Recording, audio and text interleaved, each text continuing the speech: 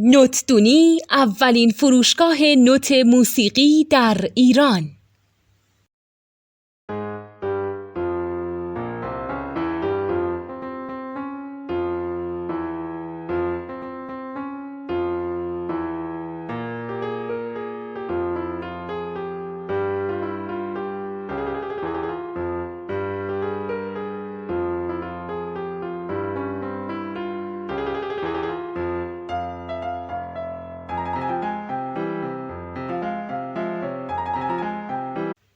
سلام دوست من، شما پیشنمایش این آموزش رو مشاهده کردید.